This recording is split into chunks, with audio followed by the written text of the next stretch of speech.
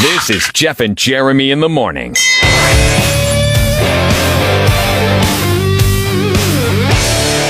This is a pretty interesting story, and I feel like this happens to people quite often. You get a carrot dangled in front of you about a deal, and then all of a sudden, the carpet gets pulled out from underneath you. For example, you go to an all-you-can-eat buffet, and you're sitting there and you're eating, and then you've been there an hour, and all of a sudden somebody walks up and says, "Sir, you've been here an hour. That's enough." And you're like, "Well, it never said that. It just said we were talking about all-you-can-eat that buffet." That girl that went to the Caesars buffet and they had a 90-minute time limit, but she Right. blew past it at 3 hours, and they're finally like, "Hey, Now they have to post that stuff. If it's not posted, then they don't really have a leg to stand on. This happened to a guy that was renting a car. He was charged $10,000. So this is now going on viral on TikTok. We're going to play the video for a minute. He rents the car from Hertz. It's an unlimited mileage. He brings the car back because somehow in a month he drove 25,000 miles in 1 month. That's incredible. That's pretty incredible. But the policy that he signed was an unlimited mile policy. But the guy at Hertz was trying to charge $10,000 to his credit card. Take a listen. You need to leave now. But you're going to charge this to $10,000 to my credit. Yes. When this literally, that's not even allowed. But I never You signed. show me where it says I can't charge it. Right here, it literally says I. What a jerk right off the bat. I mean, come on, dude. Yeah, I used to work with these people, and believe me, I was not one of them. Okay, if somebody, Is this your if somebody company? would Is have this came your back, car? I mean, I don't understand why. if somebody would have came back after a 30-day rental, emotional, and angry, and they put 25,000 miles on the car, I'd probably give them a high five and say, "Wow, man, that's pretty impressive." that is real. Where did you go? All right, let me pick up more video. It says I won't get charged anything. It says miles allowed, free miles. It literally says to refer to this if there's anything extra. I've never signed anything saying that I could only go 100 miles a day or anything like that, or that I would have to pay more. Right. But you also never, like you said earlier, You just agreed, right? I never have signed You've that. never signed anything that's in that. But you also never signed anything saying we allowed you to drive 25,000 No, miles. in 3 unlimited months. is what No, it's 100,000 miles. not. No, it is not. How Have a is good day. how is unlimited not? Dude, we're done. Just leave, please. No, explain to me You how can either unlimited. leave or I will have you arrested. Jeez. It's your choice. How is unlimited miles Okay. not? Down. Wow. Now you're gonna call the cops on me. Okay. Yes. I stay there. I stay there, and I wait for the cops. I'm not going to sit here and argue. Yes, of course you have to wait for the cops. And this Dude, is a this civil guy, matter. I've not done anything wrong, but I'm not going to let this guy take a $10,000 hit on my credit card while it works and stuff out. Now, yes, this sucks for Hertz because basically he unfleeted one of their cars in 1 month, in 30 days. By the way, he drove 833 miles a day average. Yeah. 833 miles a day. That's crazy. That is insanity. You would have to just be constantly, you have to be driving 10 to 12 hours a day. It's 2,500 miles, by the way, to go coast to coast in this country. So if you want to go from the West Coast to He the did it East 4 Coast, times? it's 2,500 miles. Yes, and he did that 4 times in a month. Anyways, there's really some pieces missing here. We don't really know why the worker decided $10,000 was the number. Maybe he's the manager of this Hertz. I have no idea. He's Yeah, got that some seems very middle arbitrary. management. He's got that middle manager argument thing going on. Yeah, right? oh, totally, Yeah, totally. trying I'm to going to be a power company struggle. guy. Yeah. It's if the guy would have said, okay, that's going to be $8,262, I'd be more likely to believe it. But then for you just to arbitrarily throw a nice round number like 10,000 on it and be like, where does any of this being said? I hope this guy, what ends up happening in this instance? They end up apologizing, giving Hertz giving him his $10,000 back, giving him a credit. And I don't know if they're going to fire this guy, but if I'm in charge, this guy's gone just because of the PR damage is he terrible. did. Yeah, the public, yeah. the PR. This is all over TikTok. This has gotten hundreds of thousands of views now, or whatever. So it's like this. And Nobody's you're going to the want to do business largest with rental Hertz. car company. Yeah, remember the Juice? He used to be Hertz, right? Yeah. You literally, that's what I would have said if I was that guy. You literally had a murderer as your pitch man. And you're going to sit here and ridicule me for driving 833 miles a day? So next time you're at work and somebody comes in and pisses you off, don't take it personal. You don't have to take it so personal, because it's not against you. This guy's going to lose his job now, which is probably not that, but he'll go work somewhere else. I doubt that this guy, when he took his car that had unlimited mileage on it, when he was driving all over the country, literally hours on end for a month, when he took the car back, he's like, "Oh, I'm going to piss this guy off so bad." He didn't think that. Follow Jeff and Jeremy in the morning on Twitter @Jeff and Jeremy. So the question was asked, why does 60 degrees feel colder in the fall than it does in the spring? Word. You know what I mean?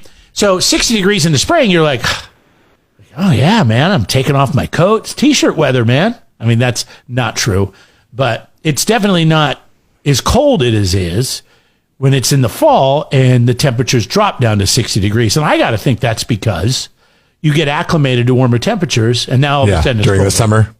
Yeah. So what's not even that cold, because it's the same.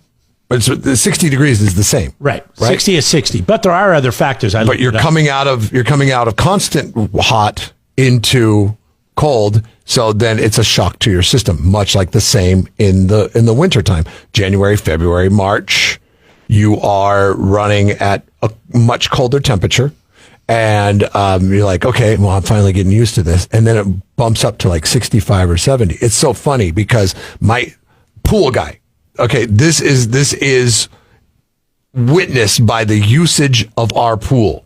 Okay. The usage of our pool, like we have, like this weekend is going to be 80 degrees. I'm like, hey, you guys this might be your like last chance. And I've had this talk like the last 4 weekends that it's been nice. I'm like, hey, this might be your last chance for the pool, guys. And they're like, yeah. Because they've had their fill of the pool over the summer. Yeah, they're pulled out. That first like 75 degree day in April when the pool is freezing ass cold, they're jumping in, Well, a lot has to do with the sun. Also, higher in the sky when it's spring, lower in the atmosphere when this time of year in the fall. The ground is colder this time of year because it gets colder at night. So that insulation of the heat is gone. So that actually makes a difference. And less humidity. And according to weather experts, winds are cooler coming into the fall than they are in the spring. So that is why it is cooler at 60 degrees in the fall than it is in the spring. Mm-hmm. Yeah, I gotta think so. It's Jeff and Jeremy in the morning.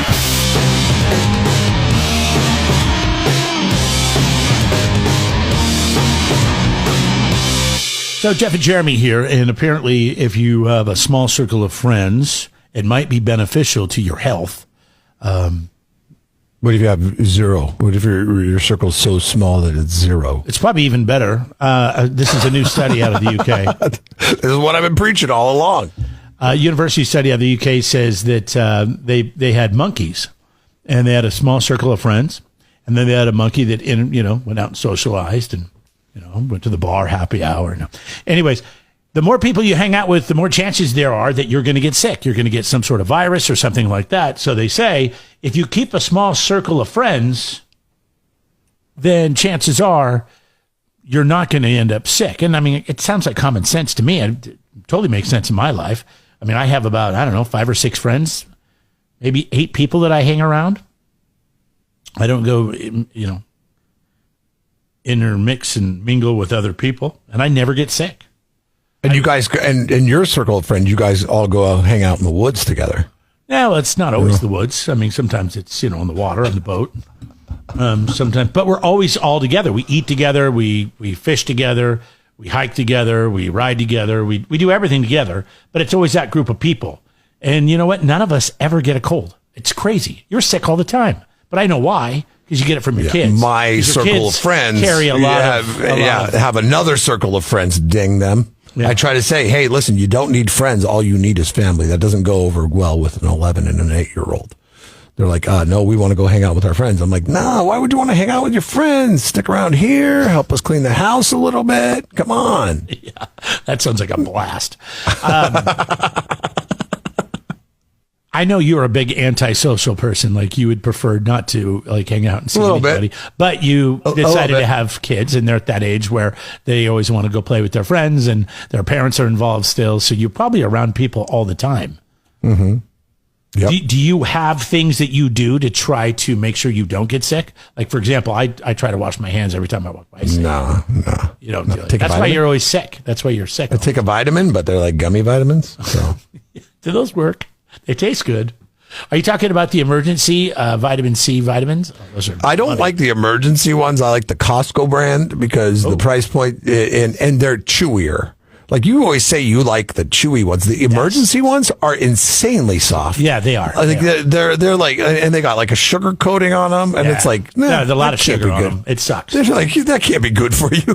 Like, I'm trying to cut sugar. The Kirkland ones taste a little bit like a vitamin. Why not try the Kirkland ones then? Are they right good. Next to the vitamin C? I just get and I just get the multivitamin one. I don't get like the Cold Buster one or the emergency. I don't believe in that. It all has vitamins and it all works the same. Now let me ask you marketing. this, because we're talking about getting sick and colds, and the flu season is here. And I've got an email the other day from my doctor that said, "Hey, you should come in and get a flu shot." Do you get the flu shot? A lot of people get the flu shot. Do I get a flu shot?